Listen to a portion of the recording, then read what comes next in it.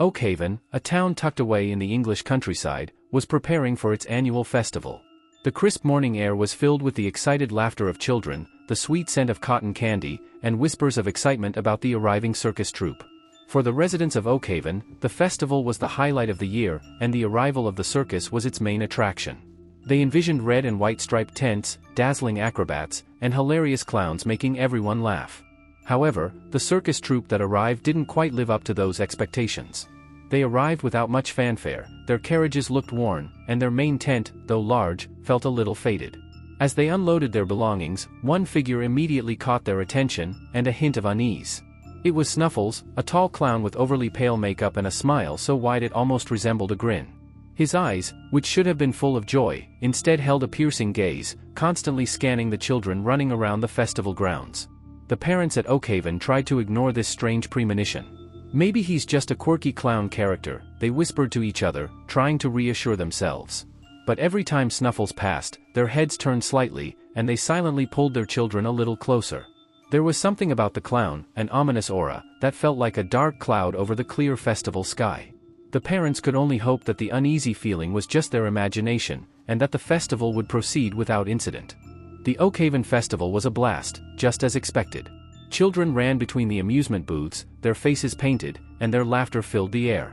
Lily, a 7-year-old girl with curly blonde hair and bright blue eyes, was one of the most excited. She had always been fascinated by the circus, and clowns were her favorite. All morning, she couldn't stop talking about how much she wanted to see Snuffles again, even though her mother, Sarah, was a little uncomfortable with Lily's obsession with the clown. "Lily, honey, don't stray too far from Mommy, okay?" Sarah reminded her, holding her daughter's tiny hand as they made their way through the crowd. "Yes, Mommy," Lily replied cheerfully, her eyes sparkling at the sight of the colorful balloons.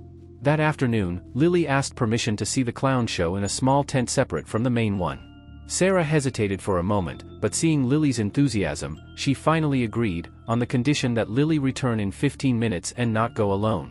Lily promised, then darted off, a big smile on her face. 15 minutes passed. Then 30. Sarah began to feel uneasy. She looked for Lily around the clown tent, calling her name, but there was no answer. Her husband, Tom, who was buying ice cream, became frantic when he learned that Lily hadn't returned. The two of them began searching, asking everyone they met. "Have you seen a little girl in a pink dress and curly blonde hair?" Sarah asked a balloon vendor in a trembling voice. "Excuse me, ma'am, there are too many children here," the vendor replied, busy serving customers. Panic spread like wildfire through the crowd. A missing child announcement blared over the loudspeaker, and the once joyful citizens of Oakhaven were now gripped by anxiety. A massive search began. Local police, volunteers, and even some circus members pitched in. Every corner of the festival was searched, every bush searched. But Lily had vanished without a trace. The only faint clue was the testimony of another child who said she last saw Lily holding a large black balloon, walking with a tall, pale made-up clown. The clown was Snuffles. Night fell, bringing with it darkness and profound despair. The usually cheerful festival lights now felt somber, illuminating anxious faces still searching. Sarah's cries broke the silence of the night, as Tom held her tightly, unable to hide the fear that gripped his heart. Lily, their little daughter, was gone. And the image of Snuffles, the clown with the strange look, now haunted their minds. The night felt like a cold blanket smothering Oakhaven. The police ended their official search for the night, promising to resume at dawn. But for Sarah and Tom, sleep was an unaffordable luxury. They sat in Lily's silent living room, staring at her scattered toys, as if expecting their little daughter to appear at any moment. Suddenly, Sarah's eyes fell on something odd on Lily's windowsill. There was a balloon, not a cheerful birthday balloon, but a jet-black balloon with a creepy clown smile printed on it. It was neatly tied to the windowsill, as if placed there on purpose. Sarah's heart pounded. She had never seen a balloon like this before, and she knew Lily didn't have one. "Tom, look at this," she whispered, her voice choked. Tom approached, his eyes narrowing at the balloon. "What is this?" he asked, tentatively reaching for it. It had a faint logo on its surface, the same one they had seen on the circus cars that had now departed. A strange symbol, like interlocking gears, but with terrifying detail. The once vague sense of foreboding turned into a suffocating fear. The other children's accounts of Lily and the clown holding the large black balloon came back to them. This wasn't a coincidence. This was a message. A message from Snuffles. "The circus, they left so quickly," Sarah said, her voice barely audible. "They left right after Lily disappeared." Tom nodded, his jaw clenched. We have to find out who they are. Where they went. The next morning, as Oakhaven still grieved in confusion, Sarah and Tom made a decision. The police might have their own way of searching, but they weren't going to wait. They began investigating the mysterious circus troupe. They went to the festival office, asking for contact information for the circus, but received only a vague postal address and a generic-sounding company name. When they tried calling the phone number provided, only a blank dial tone answered. The circus seemed to have vanished off the face of the earth, leaving behind a trail of panic and questions. However, the black balloon is concrete evidence. Proof that there's something much darker behind Snuffles' clown smile, and Sarah and Tom vow to uncover it, no matter how far they have to go. With the ominous black balloon as their only real clue, Sarah and Tom embarked on a desperate journey. They visited the nearest police station, but the only response they received was bland sympathy and a promise to investigate further. Clearly, they were alone in their search. They started from scratch, asking about any circus troupes that might have visited Oakhaven recently. Finally, an elderly coffee shop owner, who had lived there his entire life, vaguely recalled a circus freak passing through a year ago, heading for the small coastal town of Seahaven. Wasting no time, Sarah and Tom drove to Seahaven. The town was much larger than Oakhaven, and searching for it felt like searching for a needle in a haystack. However, they didn't give up. They visited toy stores, amusement parks, and questioned elderly people who seemed familiar with the community. After a few exhausting days, luck finally turned in their favor. A mother at the amusement park, upon hearing their story, her eyes widened in horror. A circus?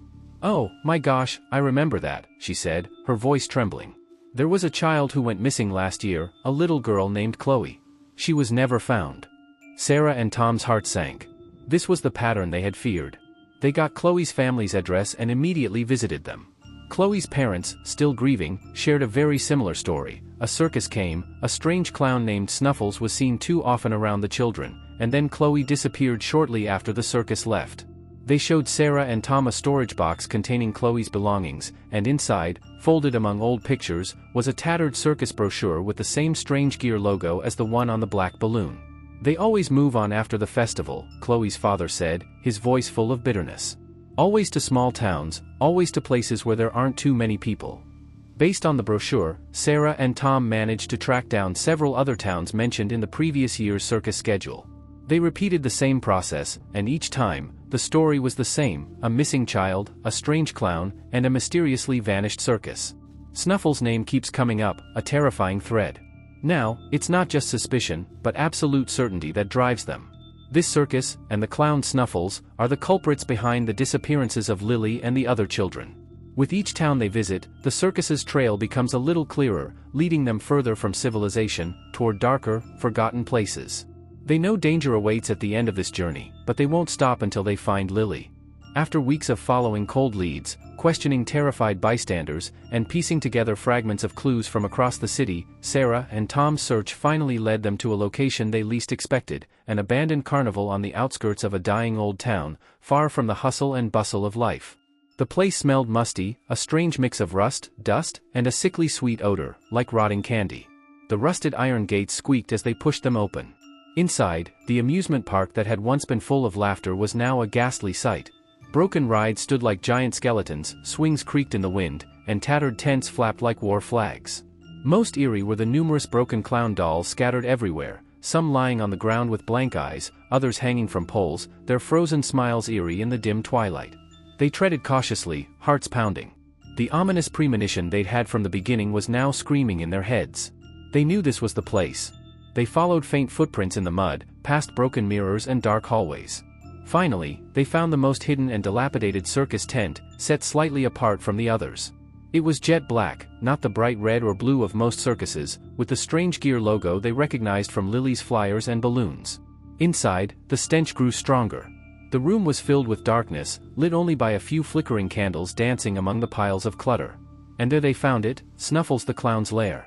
The walls were covered with strange scribbles and symbols they couldn't decipher, yet they felt incredibly sinister.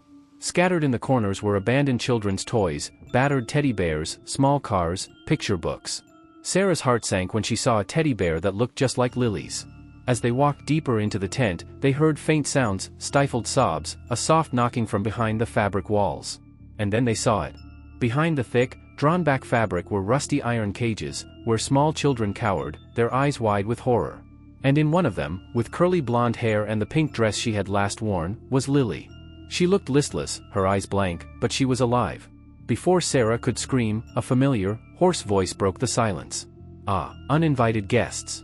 From the dense shadows, a tall, slender figure emerged, his clown makeup now looking even more terrifying. Snuffles stood before them, his overly wide smile a sickening sight. In his hands, he held a tattered rag doll. "You're here," Snuffles said, his chuckle sounding like shattering glass. "Just in time for the climax of my show." The clown waved to the children in the cages, and a terrifying glint appeared in his eyes. "These pure souls, they are the source of my life. With each soul I consume, I become stronger, more immortal. And they become part of my beautiful collection." Sarah and Tom stood frozen, horror gripping them. The child-stealing clown's motives were now revealed, far more terrifying than they had imagined. The squeak of the gate closing behind them sealed Sarah and Tom into Snuffles' personal hell. Cold, damp air filled the air, filled with the smell of mustiness and rust. They stopped in a dark room, dimly lit by the flickering light of a gas lantern, dancing among the shadows of broken clown dolls hanging everywhere, resembling tiny, dangling corpses. In the center of the room was a heartbreaking sight for Sarah and Tom, several rusted cages containing small children, cowering in fear. In one of the cages, with her characteristic blonde curls and blue eyes now dimmed with fear, was Lily. "Lily!" Sarah screamed, her voice choked with tears. She lunged for the cage, wanting to embrace her daughter, but was stopped by the sound of hoarse laughter filling the room. Snuffles emerged from the shadows, a wide grin now visible on his pale face. He held a tattered children's doll, his eyes glinting with cruelty. "Welcome to my circus party," he said, his voice like a whisper of wind through dry leaves. "A party where laughter and innocence are the main course." Tom, suppressing his rising anger, stepped forward. "Let them go, Snuffles. What do you want?" The clown laughed again, an unearthly laugh, like the sound of fingernails scratching on a chalkboard. "Pure souls, sir. That's what I need. The souls of children untainted by the world. They give me life, strength." His eyes fell on Lily, and his smile widened. "And this one, she's the purest of them all." Sarah felt her blood boil. "You're a demon." A fight broke out. Snuffles, who apparently possessed powers beyond human comprehension, threw Tom against the wall with ease. He began summoning shadows from the darkness, hideous shapes made of broken dolls, moving with broken movements toward them. Sarah, with unexpected courage, grabbed a piece of scrap metal lying on the floor and attacked the clown. She knew this was their only chance. Tom, despite the pain, got back to his feet. He remembered Chloe's parents' story about how Snuffles always left after the festival. There was something about the festival's energy. They had to stop him before he could complete his ritual. He noticed a strangely carved wooden box in the corner of the room, inside which was an old book with the same symbol as the circus brochure. That must be the source of his power. While Sarah distracted Snuffles with a frenzied attack, Tom lunged at the box. Snuffles screamed in anger, trying to stop him, but Sarah continued to attack, hitting him with the scrap metal. With one last ounce of strength, Tom ripped the pages from the book, and that was when the clown screamed in agony. His body began to flicker, his makeup melted away like mud, and his skin cracked, revealing a more hideous form beneath. "No! My power!" Snuffles roared, his body beginning to crumble to dust. Sarah slammed the scrap metal one last time, and with a blood-curdling howl, Snuffles finally collapsed, his body vaporizing into a cloud of black smoke that quickly dissipated. The shadows and living dolls ceased their movement, returning to inanimate objects. Shaking and gasping for breath, Sarah and Tom rushed to open Lily's cage. Lily hugged them tightly, breaking down in her parents' warm embrace. The other children, still in shock, were also freed. Soon, police sirens could be heard in the distance, after Tom managed to send an emergency signal from the cell phone he had dropped during the fight. The kidnapped children were finally reunited with their families, and the evil circus was uncovered.